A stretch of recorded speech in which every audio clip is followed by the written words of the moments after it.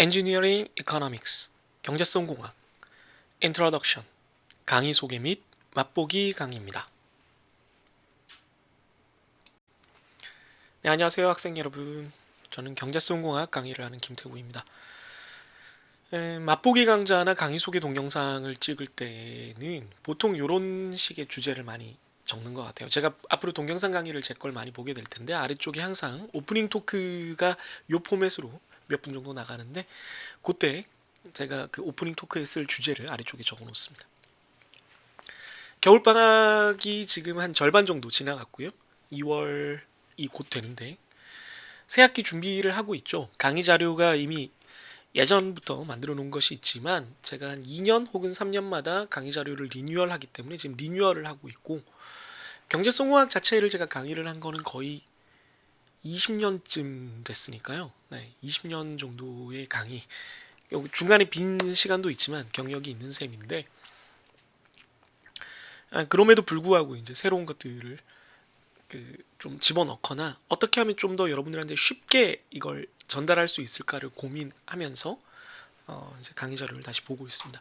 최근에 또 경제성공학의 그 해외 원서를 제가 좀 많이 들여다볼 일이 있어서 그거에서 영향을 받은 것들도 있고 뭐 여러 가지가 있습니다. 그래서 겨울방학에는 늘 이제 다음 학기 준비도 하고 미뤄놨던 연구나 또 과제들도 하고 이러기 때문에 바쁘게 보내지만 특히나 이번 학기는 경제성공학 측면에서는 저한테 좀 의미가 있는 학기라고 할 수가 있겠습니다.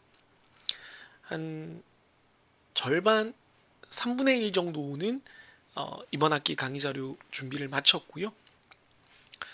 나머지 3분의 2의 강의 자료를 리뉴얼하는 일들을 아마 다음 주 내일부터 하게 될 것 같습니다.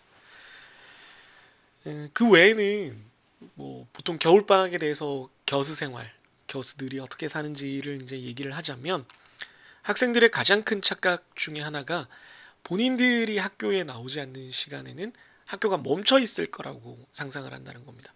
학생들은 뭐 그럴 수밖에 없죠. 학교에 나가는 시간만이 나에게 학교가 존재하는 시간이니까 그럴 수밖에 없는데 대학교 자체는 365일 돌아갑니다. 네. 대다수의 교수님, 특히 공대 교수님들 같은 경우에는 365일 중에 그러니까 토요일, 일요일이 이제 우리가 100일 정도 되잖아요. 기타 휴일을 합치면 130일 정도 되겠습니다만은 그 중에서도 저 같은 경우는 한 4, 50일은 또 학교에 나오니까 보통 일반적인 사람들이 일반 근로자가 220일에서 240일 정도가 연간 그 근무 일수가 될 텐데 저 같은 경우는 한 270일 가까이 되는 것 같습니다. 방학에 학교에 나오냐고요? 네, 이 정도 얘기했으면 알아들어야죠. 그래서 졸업한 학생들이나 아니면은 그 다른 직군에 있는 사람들이 교수님 방학이신데 언제 찾아뵈면 좋을까요? 어디서 뵈면 좋을까요? 라고 말을 할 때 좀 많이 당황하게 됩니다. 저는 직장인이에요. 저는 대학교가 직장인 것이고 특별한 사유가 없는 한 방학이건 방학이 아니건 학교에 나와 있습니다. 그래야 될 만큼 일이 많이 있는 거예요. 그래서 방학에도 이렇게 학교에 나와 있고 새 학기 준비를 하기 위해서 이렇게 열심히 동영상을 찍고 있다. 강의 자료도 준비도 하고 아까는 또 제 랩 학생들과 세미나도 하고 오전에는 다른 서류들도 처리하고 이렇게 바쁘게 보내고 있다라는 말씀을 드리고 싶고요. 앞으로 그러니까 여러분들이 학교를 다니면서 방학에 교수님과 어떤 활동을 해보고 싶다 혹은 궁금한 것이 생겼다라고 할 때는 그냥 학교로 오면 됩니다. 물론 운이 없어서 제가 출장을 가거나 아니면 무슨 다른 일정 때문에 학교를 안 나오는 날이 간혹 있습니다만은 그렇지 않으면 대부분은 있고요. 그걸 확인하고 싶으면 하루 전날 정도에 전화를 해보면 됩니다. 카톡을 해보거나 그러면 학교에 있으니까 내일 보자 라고 제가 아마 아주 태연하게 얘기를 하겠죠. 아무튼 교수의 겨울방학 그리고 특히 이 김교수의 이번 겨울방학이 경제성공학을 어떻게 준비하는 데 쓰이고 있나 뭐 그런 얘기들이었습니다. 자, 그럼 본격적으로 경제성공학에 대해서 한번 소개를 해보도록 하죠. 네, 저는 김태구고요. 여러분들의 이번 학기 선생님입니다. 앞서 짧게 얘기했는데 제가 경제성공학을 가르친 게 그러니까 시작한 연도로만 따지면 20년이 훌쩍 넘었습니다. 아마 2006년인가 2005년에 처음 2004년 아니면 5년인데 좀 헷갈리네요. 2004년 같은데요. 네, 그때 처음 경제성공학을 가르쳤습니다. 그때는 시간 강사였죠. 대학원생이었고 그러니까 벌써 21년 정도 됐네요. 21년. 시간 오래됐습니다. 대학교 교수로 풀타임으로 가르친 지는 이제 10년째인 것 같습니다. 10년째네요. 아무튼 경제성공학은 제가 정말 많은 과목들을 학교에 와서 가르치고 또 그 전에도 포함하면은 대략 한두 과목 정도의 교과목을 가르쳤더라고요. 강의하고 학생들을 만나는 걸 좋아하기 때문에 그런 것도 있는데 뭐 상황이 어쩔 수 없어서 그런 경우도 있었고요. 그래서 그렇게 많은 강의를 하면서도 무엇을 가르치는 선생님인가요? 라고 누군가 묻는다면 역시 제 1번으로 대답하는 교과목이 되겠습니다. 그러니까 제 본진이란 얘기죠. 흔히 말해서 본진이고 제 연구실 자체가 경제성공학 그리고 금융공학을 공부하는 연구실이었어요. 제 선후배들도 많은 사람들이 그 관련 분야, 뭐 여의도라든가 아니면 또 그걸 활용하는 분야에 진출을 해 있고요. 그래서 저라는 사람을 경제성공학, 응용통계 이런 걸 전공한 사람이라고 얘기를 할 수가 있겠고 자세한 거는 저에 대해서는 여기 홈페이지를 보면 알 수가 있고 그게 아니라면 인스타, 페이스북, 유튜브에 HNGZRI 항즈리라는 채널로 오면은 저랑 만날 수가 있습니다. 유튜브 같은 경우는 특히 제 요 동영상 강의, 이 지금 동영상을 포함해서 모든 교과목들의 동영상 강의가 항상 유튜브로 제공이 되고 있기 때문에 여러분들이 강의를 듣고 다시 듣고 싶다 라고 한다면 뭐 최초에는 뭐 LMS에 올라가 있었거나 HOCW를 통해서 제 동영상을 만났다라고 하더라도 거의 99%의 확률로 유튜브에서 다시 볼 수가 있습니다. 그래서 언제든 유튜브를 보고 제 동영상 강의를 복습을 할 수 있기를 바랍니다. 네, 저 사진과 좀 비슷하게 오늘 머리를 좀 길러봤는데 비슷한지 머리뽕이 좀 덜 들어갔는데 지금 머리뽕이 거의 코난 미라니 수준으로 지금 올라가 있네요. 경제성공학을 소개하는 데 있어서 저는 모든 교과목의 소개를 그렇게 합니다만은 산업공학이라는 것의 소개로부터 시작을 하려고 합니다. 산업공학은 공학이죠. 공학과 과학의 차이점은 과학은 대상의 이유를 어떤 현상이 왜 그렇게 되는지를 원리를 밝혀내는 이유를 why를 알고 싶어하는 학문이고 그러니까 이해를 하는 거죠. 공학은 이해를 하는 게 아니라 대상을 바꾸려는 학문입니다. 문제를 해결하기 위해서 무언가를 더 낫게 만들기 위해서 문제를 해결할 수 있는 결과물을 만들어내려는 학문입니다. 그러니까 과학은 물이 왜 100도에서 끓고 100도는 아니죠. 엄밀히 말하면 물이 왜 이런 온도에서 끓고 기체가 되며 기체가 되면 왜 부피가 커지고 이런 것을 이해하는 그거에 합당한 설명 논리를 만들어내는 학문이라면 공학은 그건 모르겠고 끓였더니 기체가 돼서 커진다. 작았던 게 물에서 기체가 돼서 수증기가 돼서 이렇게 커지면 이렇게 팽창하는 힘이 생기니까 그걸 그 운동 에너지로 뭘 할 수 있지 않을까? 그걸로 발전기를 돌려서 전기를 얻어보자. 오케이. 이게 공학이라는 거죠. 그러면 산업공학도 공학이니까 뭔가 문제를 해결하는 거잖아요. 근데 산업공학과 다른 공학 좀 차이점이 있습니다. 제가 가장 많이 예로 드는 기계공학과 화학공학은 각각 기계, 그러니까 물리에 가깝죠. 화학공학은 화학이라는 도구를 이용을 해서 문제를 해결하려는 겁니다. 제가 굉장히 좋아하는 표현 중에 특히 4학년 여러분이 4학년이 돼서 우리 과에서 졸업을 하려면 이제 캡스톤을 해야 되는데 종합설계 과목 스마트 팩토리 랩이라고 되어 있죠. 그걸 하려면은 여러 가지 여러분들이 배웠던 테크닉이나 기술들, 지식들을 써야 돼요.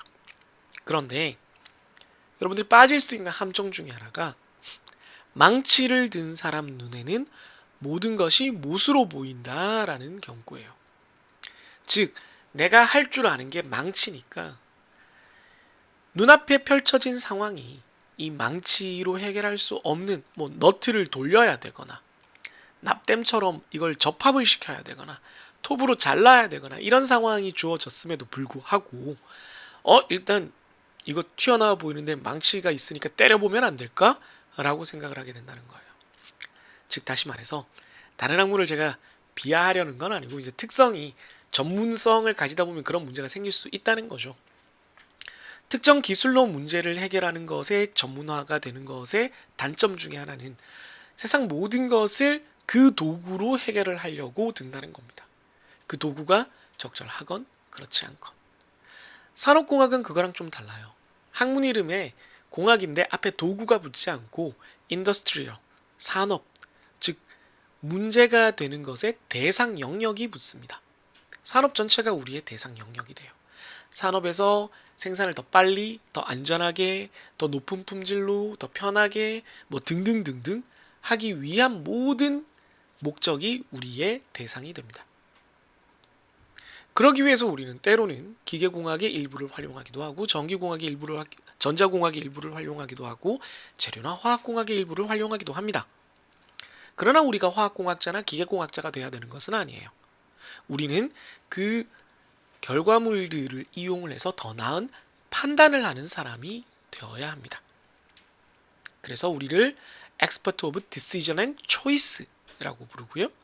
다른 교과목의 강의 소개를 눈여겨봤다면 디시전 쪽에 방점이 찍혀있는 경우가 많은데 이번에는 산업공학 중에 경제성 공학이기 때문에 제가 초이스 쪽에 좀 방점을 찍었습니다. 나중에 설명을 드릴게요. 우리는 산업 현장에 존재하는 다양한 문제들을 쫓아다니면서 이게 문제가 있구나. 이걸 더 낫게 만들려면 어떻게 해야 될까? 라는 거를 고민하는 사람들이어야 합니다. 그래서 산업공학은 재밌는 게 모든 공학 분야가 그렇지만 유행에 따라서 많은 이렇게 굽이치는 변화를 겪는데요. 제가 대학교 다닐 때는 산업공학에서 가장 핫한 분야, 핫한 진출 분야는 컨설턴트였습니다. 약간 정성적인 영역으로 좀 많이 갔죠, 산업공학이. 여전히 통계나 뭐 금융이나 경제성 공학을 배워서 써먹긴 하지만 어떤 비즈니스 분야에 있어서 이 정성적인 판단과 의사결정을 좀 수리적인 것으로 뒷받침해서 하는 그런 컨설턴트의 산업공학의 강점이 있다라고 여겨져서 흔히 말하는 가장 돈을 많이 벌고 가고 싶어하는 직군에 그게 들어있었죠. 제가 대학교 다닐 때는 상위권 산업공학과 학생들이 대학교 2, 3학년 때 인턴십을 하고 싶은 회사는 항상 컨설팅 회사였어요. 그래서 지금은 아니죠. 좀 지나서는 금융권이 됐었고요. 제가 대학원 때. 지금은 데이터 사이언스가 1등이겠죠. 왜 그러냐? 현재의 산업에서 산업공학의 역량이 가장 잘 쓰일 수 있는 곳을 찾아가는 거예요. 우리는 다양한 도구를 들고 있거나 혹은 그 도구를 쓸 줄 아는 전문가입니다. 그랬을 때 그 도구들로 해결해야 되는 문제가 가끔은 집 안에 있기도 하고 집 밖에 있기도 하고 차에 있기도 하고 일터에 있기도 하고 공원에 있기도 하면 우리가 그곳을 찾아가야 하는 거죠. 때로는 톱을 쓰고 때로는 망치를 쓰고 때로는 납땜기를 쓰거나 회로판을 쓰기도 합니다. 그게 산업공학의 특징이죠. 그래서 제가 가장 좋아하는 경구를 또 소개할 수밖에 없는데 Engineers make things. 공학도란 무언가를 만드는 사람들이고 Industrial Engineers make things better. 산업공학자, 산업공학도는 무언가를 더 낫게 만드는 사람들이다. 우리의 목표는 무언가 문제가 해결되는 어떻게든 굴러만 간다 이런 걸 원하는 게 아니라 이게 효율적으로 잘 제대로 굴러간다에 있습니다. 세상은 수많은 비효율과 비합리로 가득 차 있습니다. 산업공학이 문제거리를 잃어버리는 그런 미래는 절대 오지 않을 겁니다. 그 과정을 우리가 함께 해야 되는 거죠. 자, 방금 디시전과 초이스가 산업공학의 주된 전문 분야라고 했는데 디시전과 초이스를 약간 좀 구별을 하자면 디시전은 주관식에 가깝고 초이스는 객관식에 가까워요. 초이스가 중요하죠. 인생을 B와 D 사이에 C다. B, C, D라서 birth, 탄생과 death, 죽음 사이에 choice, 선택의 연속이다. 뭐 이렇게 많이 부르죠. 저는 좀 다르게 표현해서 초이스가 중요하다는 걸 이런 식으로도 표현할 수가 있겠습니다. 근손실과 팔손실. 이걸 고르라고 하면 보통은 근손실을 고르겠지만 김종국은 이거 만만치 않은 문제죠. 한쪽 팔이라도 근육이 있는 상태가 나을 수도 있죠. 이게 나중에 경제성공에서 우리가 배우게 되지만 그 초이스를 누가 하느냐, 디시전을 누가 하느냐에 따라서 이 평가가 evaluation이 달라진다라는 의미가 되겠습니다. 어쨌든 초이스는 중요하죠. 그래서 우리가 배우는 것이 뭐냐면 choice, 선택을 배워요. based on economic value, 경제적 가치를 기반으로 초이스하는 방법을 배웁니다. 그때 economic value를 구하기 위해서 value를 구하는 과정을 evaluation, 가치평가라고 불려요. evaluation of alternatives, 대안들의 가치평가를 합니다. 그래서 가치평가를 보고 그 value를 보고 초이스를 하는 거죠. 그럼 alternative는 뭐냐? 우리가 현실에 존재하는 이렇게 비정형적인 어떤 서술이나 자료를, 얽혀있는 자료를 보고 이걸 우리가 평가할 수 있는 economic alternative로 모델링, 모형화, 정형화를 하는 거죠. 다시 밑에서부터 위로 올라가면 맨 위가 최종적인 목표지만 막 이런저런 정보가 막 와요. 야, 들어봐. 내가 이런 걸 하는데 이걸 투자를 하면 뭐 어떻게 되고, 근데 요게 또 걸리네. 요게 또 나중에 어떻게 되고, 이런 정보를 듣고 우리가 모델링을 합니다. 근데 한 가지 대안만 있지는 않을 거니까 요렇게 할 수도 있고, 요렇게 할 수도 있고, 요렇게 안 할 수도 있고, 그걸 각각을 evaluation, 가치평가를 해요. 그 가치평가 결과를 보고 economic value에 따라서 우리가 초이스를 하는 게 최종 목표가 되겠습니다. 자꾸 economic, evaluation 이런 게 나오니까 경제학 배우는 거예요? 라고 묻는 학생들이 많은데 우리는 경제학을 배우는 게 아니고 경제적인 관점을 배우는 겁니다. 이 두 가지는 굉장히 다릅니다. 경제학은 진짜 넓은 범위고 사이언스입니다. 왜 그렇게 되는지에 대한 이유를 쫓아다니는 사람들입니다. 우리가 사용하는 건 거기서 파생되는 아주 일부의 개념들입니다. 그걸 활용해서 문제 해결에만 쓰는 거예요. 경제학을 배운다 그러면 경제학과 사람들이 굉장히 화를 낼 겁니다. 전혀 거리가 멉니다. 더불어서 우리가 이 과목을 제가 가르치면서 경제적 선택을 하는 저 목표만 달성하지 않고 추가적으로 제가 여러분들한테 요구하는 게 좀 있어요. 바로 need to be interested, 관심을 가지는데 뭐에 대해서? world, 세상에 대해서 관심을 가지는 거예요. 경제적인 세상에 대해서 좀 관심을 가지라는 겁니다. 금리가 도대체 뭐야? 부동산은 뭐야? 비트코인? 뭐 이런 거에 대해서 남 얘기라고 생각하지 말고 나랑 좀 관련이 있지 않을까? 나도 이런 거에 좀 관심을 둬야 되지 않을까? 라고 생각을 하고 쳐다볼 수 있게끔 제가 여러분들한테 요구를 할 거예요. 왜 그러냐? 아래쪽에 보면은 2020년도에 OECD에서 조사한 Financial Literacy, 그러니까 금융 재무적인 어떤 글이나 자료를 해석할 수 있는 독해 능력에 관한 건데요. 한국이 62%예요. 점수로 62점 정도 되는데 이게 굉장히 높은 나라에 속하는 홍콩이 71점, 홍콩은 뭐 그럴 수밖에 없다 치고 독일이 66점, 그리고 우리가 일반적으로 우리나라보다 못 산다라고 생각을 하는, 덜 발전됐다고 생각하는 인도네시아가 64점입니다.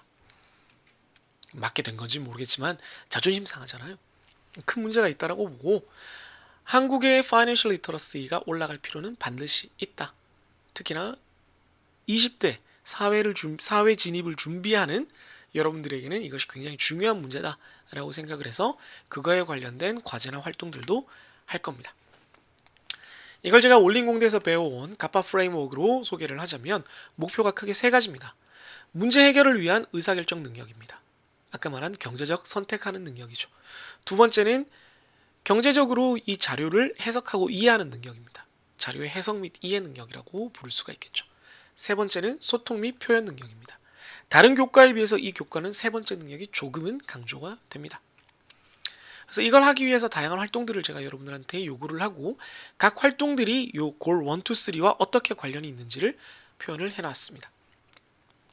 강의 자료 자습은 골 1, 2랑 관련이 있고요. 이건 여러분들이 강의 자료 PDF랑 동영상을 보고 스스로 해야 되는 거고, 카오 게임으로 여러분들이 동영상 제대로 봤는지 제가 확인을 할 거고요. 수업 시간에 여러분들한테 모든 학생들한테 한 번 이상 때로는 2번 이상 질문을 하면서 이 부분을 봤는지, 봤으면 어떻게 이해하고 있는지를 확인을 할 겁니다. 그걸 여러분들이 제대로 대답을 했는지 안 했는지도 체크를 할 거예요. 그 점수가 쌓일 겁니다. 그리고 뭐 평범하게 다른 과목처럼 주말마다 문제풀이 과제 혹은 뉴스 검색 과제가 한 번씩 나갈 겁니다. 문제풀이 과제는 그냥 퀴즈 풀듯이 문제 푸는 거고요. 뉴스 검색 과제는 앞에서 제가 소개한 대로 우리가 경제적인 뉴스나 개념에 대해서 찾아보는 그런 기회를 만드는 겁니다. 그리고 한 학기에 한 번 자유주제 에세이가 있고요. 기말고사가 마지막으로 있습니다. 그래서 기말고사 외에는 여러분들이 성과 기반 총괄평가가 없고요. 나머지 A1부터 A6까지는 여러분들이 성실하게 참여를 했는지를 기반으로 거의 평가가 될 겁니다. 이게 프로덕트 어세스먼트에 어떻게 이어지는지 다 표현이 되어 있고요. 수업 첫 시간에 다시 한번 여러분들한테 설명을 하도록 하겠습니다. 할 게 좀 많아 보이죠? 그래서 여러분들이 어려움을 느낄 수도 있지만 두려워하지 말고, 실제로 여러분들이 이걸 이미 수강 신청을 했다면 이 강의 계획서를 만나게 될 텐데, 강의 계획서가 구글 스프레드시트로 기본적인 소개와 매주 어떤 강의 자료, 어떤 동영상, 어떤 과제를 내가 해야 되는지를 요약한 서머리가 2번째 페이지, 그리고 본인과 다른 학생들의 질문을 참고할 수 있는 Q&A가 3번째 페이지에 요약되어 있습니다. 학생 여러분들은 이걸 보면서 내가 뭘 해야 되고 뭘 제대로 하고 있구나를 확인할 수 있고, 뭐 구글 클래스룸 혹은 사이버 한밭에서 우리가 강의를 하게 될 텐데 거기나 혹은 유튜브에서 댓글을 달아도 되고, 저한테 이메일을 보내거나 단톡방 혹은 겐톡으로 질문을 해도 상관이 없습니다. 무슨 통로를 거치든 상관없어요. 여러분들이 전화나 1대1 줌을 신청한다면 더 기쁠 테지만, 여러분들이 보통 젠지들이 이제는 알파 세대군요. 알파들이 전화 공포증에 많이 시달리고 있으니까 그럴 가능성은 적은데, 직접 찾아오는 게 제일 좋아요. 더 두렵나요? 여러분들은 사회에 나가야 되고, 여러분들이 대면을 안 하면서 돈을 벌고 싶다라는 것은 여러분들의 가능성을 굉장히 극도로 줄이는 방식입니다. 여러분들이 혼자 할 수 있는 일은 거의 없다라고 보면 돼요. 사회에서 어떤 식으로든 다른 사람과 의사소통은 해야 됩니다. 그렇기 때문에 가능하면 대학에 있을 때 실패해도 실수해도 만회할 수 있는 기회가 잔뜩 있는 학교에서 연습을 하기를 제가 간절히 바랍니다. 그리고 이번 학기 내내 여러분들에게 요구를 할 거예요. 아무튼 이런 다양한 통로를 통해서 저랑 소통을 하면서 수업 개어렵게 하는 교수가 된다 하더라도 여러분들이 그걸 정정할 수 있는 기회를 드릴 테니까 저를 바꿔나가시면 좋겠습니다. 쉽지 않은 교수한테 말 넣게 하면 돼요. 여러분들 어떻게든 하면 됩니다. 여러분들 수업은 특히 대학 수업은 저 혼자 만드는 게 아니고 여러분들이 같이 만들어 나가는 겁니다. 여러분들이 저한테 요구하는 만큼, 노력하는 만큼 더 좋은 수업이 됩니다. 너무 싫은가요, 이미? 겁먹을 필요는 없고요. 실제로는 여러분들이 수업을 들어보면 많은 장점도 있으니까 제가 좀 수업을 안 졸리게 빨리 하거든요. 제 스타일과 여러분들의 스타일이 이렇게 소통을 하면서 잘 적응되면 또 즐겁게 해나갈 수 있지 않을까 생각을 합니다. 네, 경제성공학의 수업 내용에 대해서 소개를 해봤습니다. 늘 이렇게 소개를 하고 나면 좀 걱정은 돼요. 학생 여러분들이 너무 좀 지레 겁을 먹진 않을까, 아니면 하기 싫어하진 않을까. 그런데 뭐 괜찮습니다. 여러분들의 선배들도 다 했고요. 다른 학교에 있던 지금은 30대 아저씨가 된 사람들도 다 했고요. 20년 전이니 30대 아저씨가 뭐예요? 40대가 됐겠네요. 다 했어요. 저랑 어떻게든 한 학기 재밌게 잘 지나갑니다. 뭐 아닌 학생들은 안 써서 그런지는 모르겠지만 다들 재밌어 했고요. 제가 가장 애정하고 또 학생들에게 의미 있게 전달하기 위해서 애를 쓰는 과목인데요. 여러분들이 조금만 마음을 열고, 그래, 이왕 이렇게 된 거 한번 열심히 해보자 라는 생각을 가져준다면 제가 장단컨대 최선을 다해서 여러분들과 즐거운, 신나는, 그건 제 입장이고, 지루하지 않고 뭔가를 의미 있게 하는 그런 수업이 될 수 있도록 하겠습니다. 그럼 교실에서 여러분들을 만날 날을 기다리면서 이 맛보기 강좌를 마치도록 하겠습니다. 여러분 그럼 그때 만나요. 안녕.